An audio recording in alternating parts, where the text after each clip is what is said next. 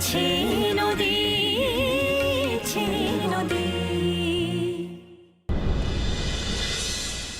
তার থেকে বড় কথা, তুই যদি এভাবে শরীর খারাপ করিস তাহলে আমার দেখতে ভালো লাগে বলতো? আমার কি মনে হয় বলতো, অনুরাগ সত্যিই আজকে আসবে না, মানে তোর সাথে খেতে আসবে না। তুই বরং খেয়ে নিবি, চল, তোর নাহলে তো পিত্তি পড়ে যাবে না। চল তো, চ চ চ। দিদি ভাই, আমি চাই না তুই যখন তখন আমার ঘরে এসে আমাকে বিরক্ত করিস।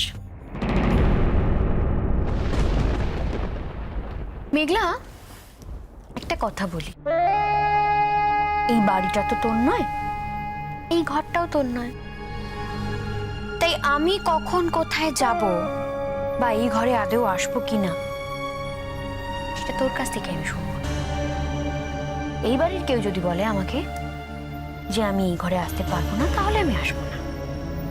দেখ দিদি ভাই, এই ঘরে যখন আমি থাকি, এই ঘরটা যখন আমার স্বামীর ঘর, তখন এই ঘরটা আমারও। ঠিক আছে, অনুরাগ তো এই বাড়ির ছেলে, তোকে বরং অনুরাগই বলে দেবে যে তুই যখন তখন আমার ঘরে এসে আমাকে বিরক্ত করবি না। আর স্টিল ক্ষতি করার চেষ্টা করে চলেছিস। কিন্তু কি মজার ব্যাপার বল, তুই শেষ পর্যন্ত কোনোদিন আমার ক্ষতি করতে পারিস না। তুই অনুরাগকে আমার কাছ থেকে কেড়ে নিতে চেষ্টা করেছিস, তুই অনুরাগকে বিয়ে করতে চেয়েছিস, কিন্তু পারিসনি।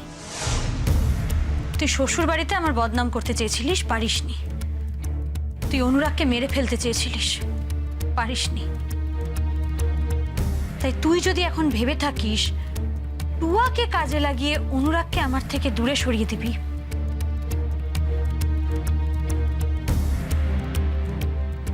সেটাও পারবি না। দিদি ভাই, অনুরাগ আমাকে ছেড়ে কোথাও যাবে না। আর এই যে আজও টুয়াদের বাড়ি গেছে, এটা আমি ওকে যেতে বলেছি, আমি ওকে পাঠিয়েছি। অনুরাগকে আমি বিশ্বাস করি। তাই তুই আমার আর অনুরাগের ব্যাপারে মাথা না গলিয়ে বরং পিকলুদাকে নিয়ে নিজের সংসারটা গোছানোর চেষ্টা কর।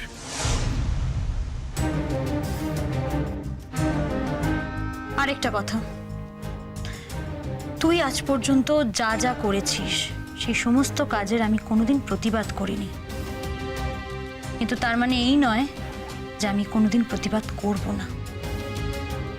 আজ থেকে তুই যা যা করবি আমি সব কিছুর প্রতিবাদ করব।